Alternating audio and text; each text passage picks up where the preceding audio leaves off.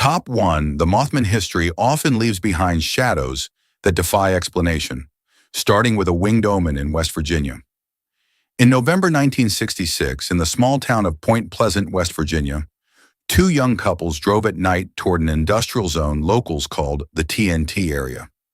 This was a spread of abandoned World War II munitions bunkers, swallowed by weeds and fog. They later told police they saw something step out from near the road, not like a man and not like any bird they could name. It was tall, dark, and strangely shaped with eyes that seemed to glow a deep red when their headlights hit it. Then it opened what looked like wings and rose into the air.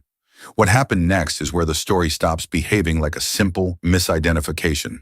The couples reported that the creature followed their car, not behind them, but alongside them, keeping pace as they accelerated.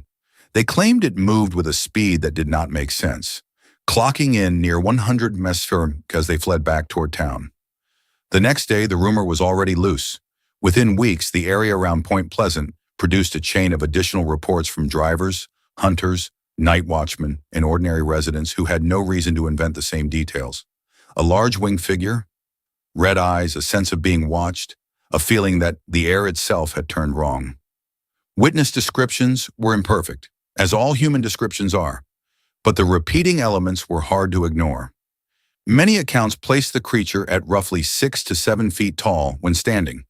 The wings were said to span wide enough to blot out parts of headlights, though no one could agree on an exact measurement. The eyes were the detail that kept returning, described as bright, reflective, and unnaturally fixed, as if the face had no expression except warning.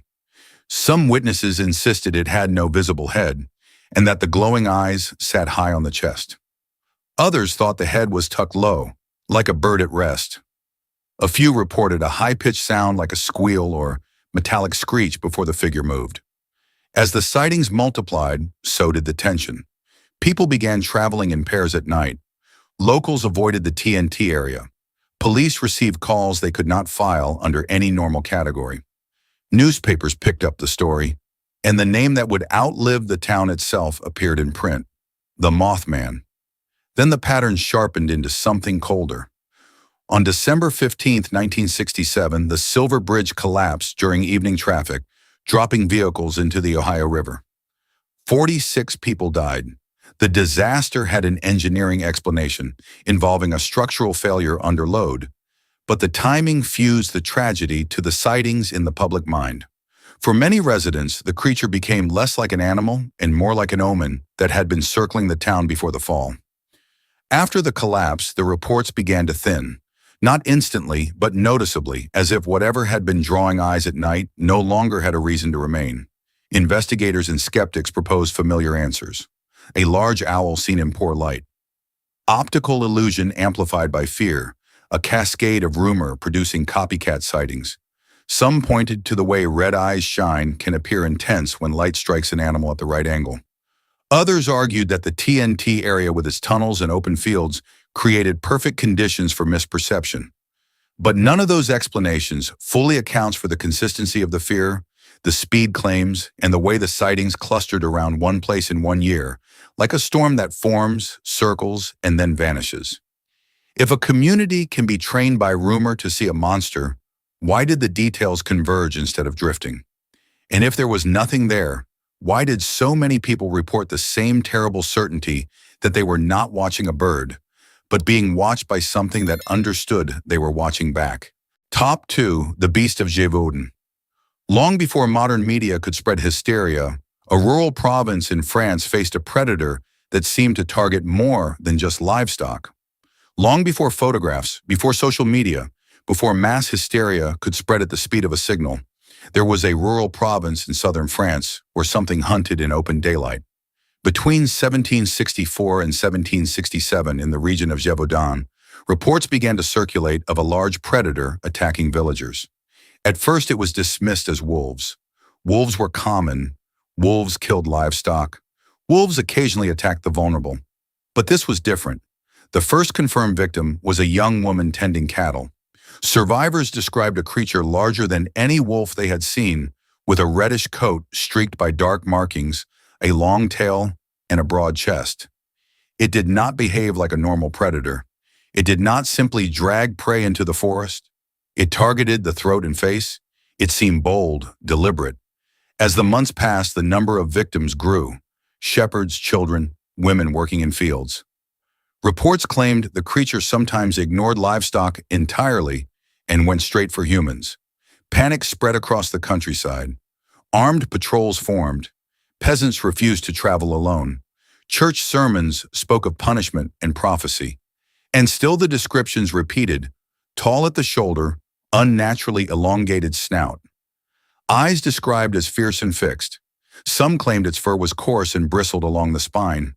Others insisted it moved with a strange bounding gait, unlike a wolf's steady lope. Survivors who fought it off said it did not retreat like a startled animal. It returned. It tested. It circled. The French crown took notice. King Louis XV authorized professional hunters to track and kill the beast. Large-scale hunts were organized. Hundreds of men combed forests and valleys. Wolves were shot in large numbers. Some were displayed publicly as proof that the threat had ended. But the attacks continued. If it was a wolf, it was unlike any recorded in the region. If it was a pack, why did witnesses so consistently describe a single dominant creature? And if multiple animals were responsible, how did their descriptions align so closely across dozens of separate encounters? Official records from the period estimate that over 100 people were attacked with many fatalities. The numbers vary depending on the archive, but the fear was real enough to mobilize soldiers and hunters across the countryside. Eventually, in 1767, a large wolf was shot by a local hunter named Jean Chastel. After its death, the attack ceased. To some, that was the end of the story, but questions remained. The carcass reportedly displayed unusual proportions, though documentation of its examination was limited. Some accounts hinted at scars suggesting prior injury or confinement. Others whispered of something more exotic, perhaps an imported animal, perhaps even something deliberately released. Yet no preserved specimen survives. No skeletal remains conclusively tied to the attacks can be studied today. What remains are written testimonies, royal decrees, and a pattern of witness descriptions that feel disturbingly consistent for an era without mass media amplification. In a time when villages were isolated and literacy was limited, how did so many people across miles of farmland and forest describe the same creature in such similar terms? Was it an exceptionally large wolf, its legend inflated by terror, a hybrid animal unfamiliar to locals, or something that slipped into the margins of history before taxonomy could pin it down? If fear alone shapes a monster, why did this one leave such a precise and repeated outline in the memories of those who survived it? Top 3. The Kelly-Hopkinsville Goblins. In the summer of 1955, a quiet farmhouse became the site of a prolonged siege by visitors from the dark. On the night of August 21, 1955, in a rural farmhouse near Kelly and Hopkinsville, Kentucky, a family claimed their home came under siege. It began with a streak of light across the sky. One of the men present, Billy Ray Taylor, reported seeing a bright object descend behind the tree line. At first, it was treated as a shooting star, but curiosity pulled him and the homeowner, Lucky Sutton, outside to investigate. What they described next would become one of the most documented multi-witness creature encounters in American folklore. They saw a small figure emerging from the darkness, about 3 to 4 feet tall, large round head, oversized eyes that reflected light, thin arms that ended in what looked like claws. The skin, they said, appeared metallic or pale, almost glowing under moonlight. The men ran back inside. Moments later, the creature approached the door. What followed was not a brief glimpse, but hours of tension. According to the family statements, the beings surrounded the house. They peered through windows. They appeared on the roof. At one point, one was seen climbing a tree and drifting down as if it weighed less than expected. The family did not simply watch. They fired at it. Multiple gunshots rang through the night, shotguns and pistols. Each time a creature was hit, witnesses claimed it flipped backward or floated away, but showed no visible injury. No blood, no collapse, no remains. Neighbors heard the gunfire. Police were called. When officers arrived, they found bullet holes in window frames and doors. They found frightened adults and children, but they found no bodies, no footprints, No physical evidence beyond the family's damaged home. And yet the consistency in their accounts raised questions. There were 11 people present that night, adults and children. Their descriptions aligned on key features: the height, the glowing eyes, the claw-like hands, the strange floating movement. They maintained their story under questioning. They did not appear intoxicated. They did not recant. Skeptics later suggested great horned owls, their reflective eyes amplified by flashlight beams. Others proposed mass hysteria, a shared misinterpretation triggered by the earlier sighting of a bright object in the sky. Some researchers noted that the creature's appearance resembled popular science fiction imagery of the 1950s. But that explanation introduces another complication. If the event was influenced by cultural imagery, why did the details not drift more dramatically? Why did separate witnesses inside the house describe nearly identical proportions and behavior? Why did trained officers report no signs of intoxication or prank setup? And perhaps most unsettling of all, if nothing was there, what were they shooting at for hours? The encounter did not stretch across weeks like the Beast of Gevaudan. It did not precede a structural disaster like the Mothman sightings. It unfolded in a single night, intense and contained. A house, a family, creatures in the yard, then silence. No bodies were recovered, no clear explanation satisfied every detail. The story endured not because of one witness, but because of many. When a single person claims to see something impossible, doubt comes easily. But when an entire household insists they were surrounded, and the physical aftermath confirms they believed it enough to fire repeatedly into the dark, the question shifts. Were they defending themselves from something real? Or did fear once ignited construct a shared enemy out of shadow and expectation? If imagination can synchronize across 11 minds at once, what does that say about perception? And if it cannot, what was standing outside that farmhouse in 1955? Top 4, the Flatwoods Monster. A streak of light in the 1952 sky led a group of neighbors toward a confrontation with a towering, spade-headed entity. On the evening of September 12, 1952, in the small town of Flatwoods, West Virginia, a bright object was seen streaking across the sky. Several boys playing outside watched it descend beyond a nearby hill. They ran to inform their mother, who gathered a small group of neighbors to investigate. It was early evening. The air was cooling. What they expected to find was debris. A small plane crash, perhaps. A meteorite. Instead, they reported something standing in the clearing. At first, they noticed a pulsing red light. Then, as they approached, one of them aimed a flashlight toward the source. The beam revealed a tall figure estimated between 7 and 10 ft in height. It appeared to have a dark green or metallic body. Its head, witnesses said, was large and shaped strangely, some describing it as resembling a spade or an ace of hearts. And then there were the eyes, glowing, round, reflective in the light. The creature did not rush them. It did not speak. It seemed to hover or glide rather than walk. One witness later claimed it emitted a hissing sound before moving away into the darkness. The group fled. Later that night, several of those present reported physical symptoms: nausea, throat irritation, and a burning sensation in their eyes. Some described a strong metallic odor lingering in the air near the site.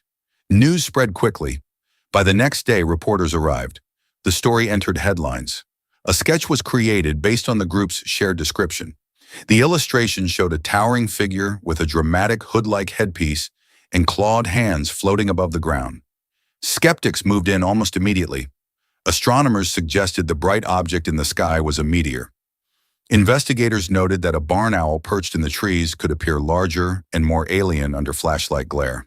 The metallic smell could have been the result of mist, disturbed vegetation, or imagination amplified by fear. But there were complications. Multiple witnesses, both children and adults, described the same head shape, the same posture, the same red glow. Their accounts aligned in key areas despite being interviewed separately. The physical symptoms reported were documented at the time, though never conclusively linked to any measurable toxin.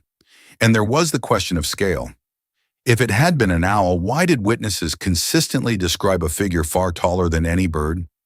If it was a trick of light, why did the image crystallize into such a distinct, repeatable silhouette? Unlike the farmhouse siege in Kentucky, this encounter lasted only minutes. There was no prolonged standoff, no gunfire, just a sudden confrontation and retreat. But something else made it unsettling. The figure did not behave like a startled animal. It did not scatter chaotically. It seemed composed, intentional, almost aware of being observed. In the years that followed, Flatwoods became associated with the broader wave of unidentified aerial phenomena reported across the United States in the early 1950s. The timing placed the event within a larger pattern of skyward sightings and ground-level encounters, but patterns can be imposed after the fact. The core remains a small group of people approached what they believed to be a fallen object and instead encountered a towering figure that none of them could classify. Their drawings matched. Their fear was immediate. Their descriptions have not dissolved into contradiction over time. If perception under stress exaggerates size and shape, why did it exaggerate in the same direction for everyone present? Was this another case of light, distance, and expectation reshaping reality? Or did something step briefly into view that night, just long enough to leave behind a single coherent outline? And if it did, why did it choose that hill on that evening in front of that group? Top 5. The Loveland Frog.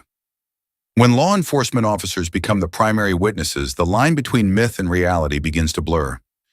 In 1972, near the Little Miami River in Loveland, Ohio, a police officer named Ray Shockey was driving late at night when he noticed something unusual on the roadside.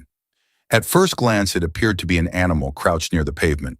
But as he slowed his patrol car and angled his headlights toward it, the shape shifted. According to Shockey's report, the figure stood upright. It was described as roughly 3 to 4 feet tall with leathery skin and a posture that resembled a human standing on 2 legs. The head, he later stated, looked frog-like. Large eyes, broad mouth, limbs that seemed too defined to belong to a typical amphibian. The creature turned toward the light. For a moment, officer and figure were locked in stillness. Then it leapt over a guardrail and disappeared toward the river. This was not the first time something similar had been reported in Loveland. Nearly 2 decades earlier, in 1955, a businessman claimed to have encountered 3 small humanoid creatures under a bridge, their skin glistening, their voices low and mechanical. That earlier account was largely dismissed as an embellished anecdote, but now a uniformed officer had placed his name behind the sighting. 2 weeks after Shockey's encounter, another Loveland officer, Mark Matthews, reported seeing a similar creature in nearly the same area. Matthews initially claimed he fired at it as it crouched by the roadside, believing it to be some unknown animal. Later, he would suggest it may have been a large iguana that escaped from a private owner. That revision did not close the case. Both officers described a figure that stood upright before retreating. Both encounters occurred at night. Both took place near water. The overlapping details, separated by days and filtered through official channels, gave the story an unusual durability. Skeptics argued that the late 1960s and early 1970s were fertile ground for strange reports. Environmental anxieties were rising. Popular culture was saturated with amphibious monsters and mutated creatures. A large reptile or escaped exotic pet, seen briefly under headlights, could easily distort into something more dramatic. Yet something resists complete dismissal. Police officers are trained observers. They are accustomed to identifying animals, assessing threats, and filing factual reports. While misidentification is always possible, the confidence with which Shockey described the figure standing upright complicates the simpler explanations. There is also the matter of repetition. If this was merely a loose iguana or large frog, why were there no captured specimens? Why did the reports cluster around a specific stretch of road near the river? Why did descriptions across decades converge around the same basic silhouette? Humanoid posture, amphibian features, sudden disappearance into darkness. The Loveland frog does not carry the death toll of Givaudan. It is not tied to a structural collapse like the Mothman. It does not involve hours of gunfire like the Kelly Hopkinsville case. Instead, it lingers in a different way. Brief, quiet, official. A patrol car's headlights illuminating something that should not be standing upright. If imagination can override training, it does so cleanly and convincingly. But if something else stepped briefly into view on that roadside, it did so just long enough to be recorded, filed, and then lost again in the margins. When authority becomes the witness, doubt does not vanish. it changes shape. Was this a simple animal seen under deceptive light? Or did something ancient and amphibious rise for a moment from the riverbank, only to slip back before anyone could prove it was ever there? Top 6. The Dover Demon. Over the course of just 24 hours in 1977, 3 teenagers encountered a creature that defied biological classification. On the night of April 21, 1977, in the quiet town of Dover, Massachusetts, a 17-year-old named William Bartlett was driving along a dark wooded road when he saw something that forced him to slow down. At first, it looked like a figure crawling along a low stone wall. He leaned forward, squinting through the windshield. The headlight swept across it, and the shape became clearer. Small, hairless. Its skin pale against the dark trees. The head appeared disproportionately large, almost bulbous with enormous glowing eyes. It clung to the wall with long, thin fingers. Bartlett did not stop for long. He drove home and sketched what he had seen. The drawing would later become one of the most recognizable illustrations in cryptid lore. The creature was hunched, its limbs elongated, its face almost featureless except for the eyes. That might have been the end of it, but within hours, 2 other teenagers, driving separately on nearby roads, reported seeing something similar. The second witness described a small figure standing in the middle of the street. It had large, luminous eyes and no visible mouth or nose. When approached, it moved awkwardly into the trees. The third witness saw a creature with the same oversized head and thin limbs, partially obscured by brush, but unmistakably not an animal he could identify. The sightings occurred within roughly 24 hours. The witnesses did not coordinate their accounts beforehand.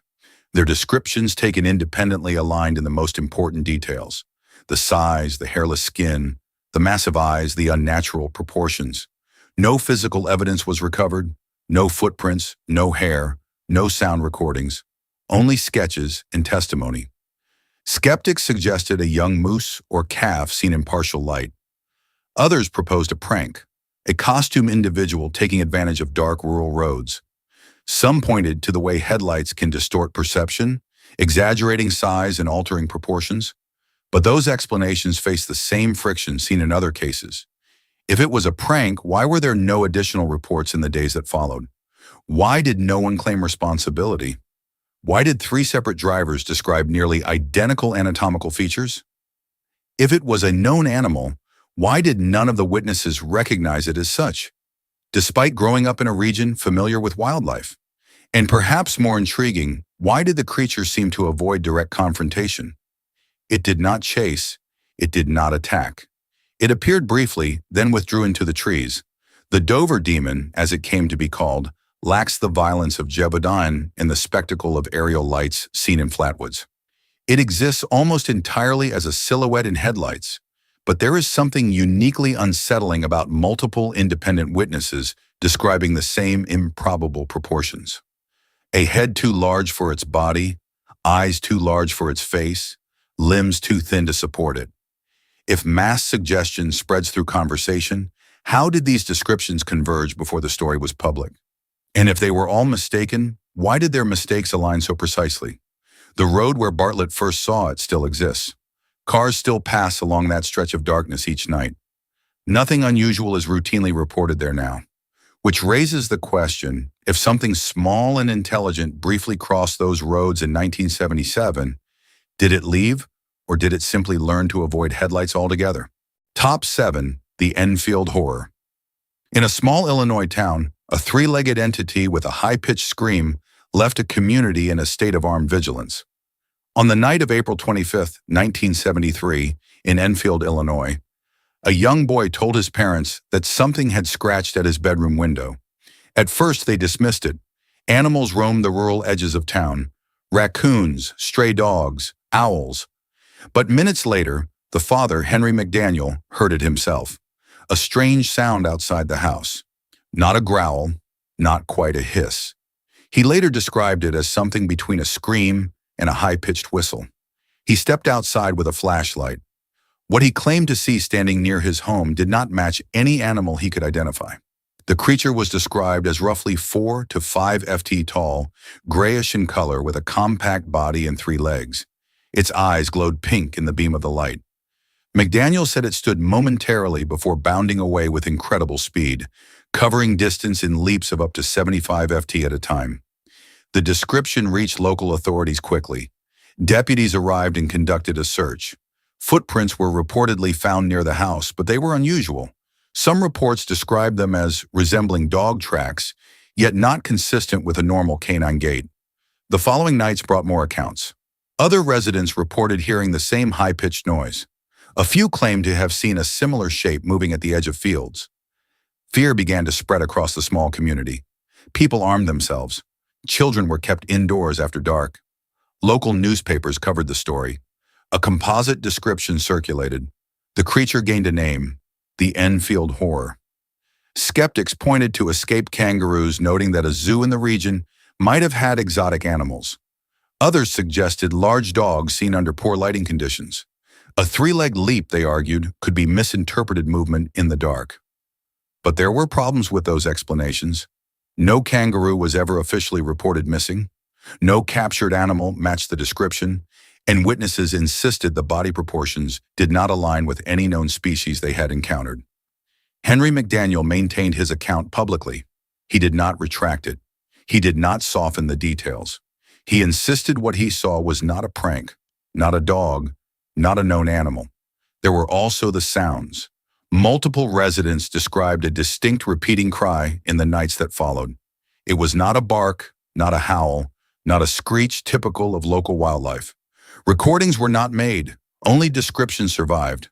Unlike the Dover demon, which appeared and vanished in a single night, the Enfield case unfolded over several days. The repetition amplified tension. It was not just a fleeting shadow in headlights, it was something that lingered near homes. And then, as abruptly as it began, the reports slowed. No capture, no confirmed physical evidence, no clear resolution. If fear spread socially, why did this case produce similar descriptions from separate households? If it was a common animal misidentified repeatedly, why did it seem to defy classification by people familiar with rural wildlife? And if it truly had three legs, as some insisted, what biological model supports such movement at high speed across uneven terrain? Perhaps the most unsettling detail is not the appearance. It is the pattern. A creature emerges near a small town. It is seen by multiple people. It produces a distinct sound. It triggers armed vigilance. Then it fades back into absence. How many times is that cycle repeated in places too small to make headlines? And how many shapes have moved just beyond the beam of a flashlight? Close enough to be described, but never close enough to be caught. Top 8. The Van Meter Visitor. At the turn of the century, an Iowa town was haunted by a winged figure that carried its own light. In the autumn of 1903, in the small town of Van Meter, Iowa, something began appearing in the night sky. The first sighting came from a local businessman who reported seeing a brilliant light hovering above rooftops after dark. At first, he assumed it was a prank, perhaps a lantern raised by someone looking for attention. But the light did not flicker like a flame. It moved deliberately, slowly. Then the shape beneath it became visible. Witnesses described a large winged figure gliding above buildings. It emitted a powerful beam of light from what was described as a horn or protrusion on its head. The light was said to be intense, focused, and unnatural for the time period. Electricity was still new to many rural towns. Portable spotlights were not common tools. Over the following nights, more residents reported seeing the same luminous figure. It did not appear once and vanish. It returned. Men gathered with rifles. They tracked it through alleys and across rooftops. Some claimed to have fired at it as it perched on top of a building. The bullets, according to reports, had no visible effect. The creature was described as bat-like, but larger than any bat native to the region. It had wings broad enough to glide silently over streets. The glowing horn remained the most consistent feature, casting a beam that seemed almost mechanical in precision. Newspaper accounts from the time recorded the panic. Groups of armed townspeople organized nightly watches. The being was reportedly seen entering an abandoned coal mine on the outskirts of town. At one point, a posse followed it toward the mine entrance, but no capture was made. After several nights of activity, the sighting stopped, just as abruptly as they had begun. Skeptics have suggested mass hysteria fueled by the novelty of electric lighting and the fascination with technological progress at the turn of the century. Some argue that large birds seen under unusual lighting conditions could produce distorted impressions. Others believe the story was exaggerated by newspapers seeking readership in a rapidly modernizing America. But there are details that complicate the dismissal. Multiple witnesses across separate nights described the same glowing appendage, the same size, the same silent flight, the same mine entrance. In 1903, there were no viral headlines spreading instant imagery across the country. No television, no internet. Stories traveled slowly, primarily through local conversation and print. If the creature was imagined, why did it return repeatedly? Why did it appear over multiple nights in a pattern that suggests movement rather than panic? And why did the sightings cluster so tightly around one small town instead of radiating outward through rumor? The Van Meter visitor, as it would later be known, left no physical remains, no preserved body, no confirmed artifact, only testimony and a timeline. A luminous, winged figure, several nights, armed resistance, a retreat into a mineshaft. Then nothing. If it was a hoax, it was sustained and coordinated without modern communication tools. If it was misidentification, it was remarkably consistent across multiple observers. And if it was something else entirely, why did it choose a small Iowa town in 1903 as its stage? Did it emerge from the mine, or was the mine simply a convenient shadow in which to disappear? Top 9 Spring-Heeled Jack, Victorian London, was terrorized by a figure whose impossible leaps and glowing eyes became the stuff of urban legend.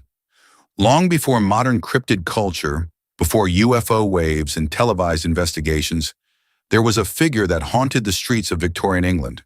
In 1837, in the outskirts of London, reports began to circulate of a strange attacker who could leap extraordinary distances.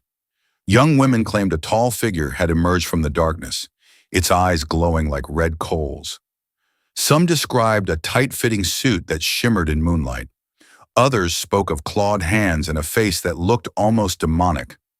The most consistent detail was not the appearance, it was the movement.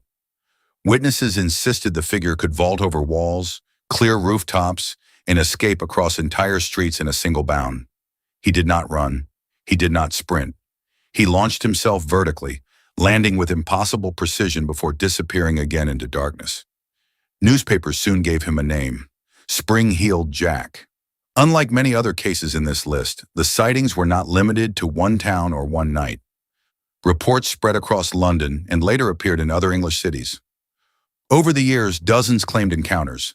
Some accounts described attacks with clothing torn and victims left shaken but alive. Others involved nothing more than a sudden appearance and a high mocking laugh before a tremendous leap carried the figure out of reach. The descriptions varied in minor details, but the core remained stable. Tall, cloaked, or tightly dressed, glowing eyes, metallic claws, and the leaps. Skeptics proposed a costume prankster, perhaps even multiple individuals capitalizing on the legend. The Victorian era was ripe with theatricality and fascination with the grotesque. Some historians suggest that Spring-Heeled Jack may have been a myth inflated by sensationalist newspapers. But even that explanation raises questions. If it was a prank, how did it persist across decades without a single confirmed arrest? How did witnesses across different regions describe nearly identical physical capabilities? Why did reports taper off rather than escalate into widespread copycat chaos? And then there is the matter of physics. Even the most athletic human cannot clear rooftops in a single bound. Exaggeration is expected in fearful testimony, but repetition of the same exaggerated feature suggests something deeper than casual storytelling. Spring-Heeled Jack occupies a strange position in this list. He was seen not by a single community, but by many over years across cities. His legend blurred into folklore. Yet the initial reports were treated seriously enough to involve authorities. Was he a clever human exploiting darkness and panic? A coordinated series of hoaxes, or something that briefly moved through Victorian streets, testing the edges of belief before retreating into myth? If mass imagination can carry a figure across decades, why did it eventually fade? And if it was something more than a man in costume, why did it never allow itself to be cornered? Top 10. The Falkville Metal Man. Sometimes the mystery is captured on film, leaving behind a silver silhouette that refuses to be explained away. On the night of October 17, 1973, in Falkville, Alabama, the police department received a call about a strange figure walking along the highway. The caller described something reflective, not an animal, not a person dressed normally, something metallic. Police Chief Jeffrey Greenhaw responded personally. When he arrived, he spotted the figure moving along the roadside. He stepped out of his patrol car and called out to it. The being did not respond verbally. Instead, it raised an arm slowly, as if acknowledging the officer's presence. Greenhaw later described the figure as roughly 6 ft tall, covered head to toe in a shiny silver material. It appeared seamless, like a suit wrapped tightly around the body. The face was featureless beneath the reflective surface. No visible eyes, no visible mouth.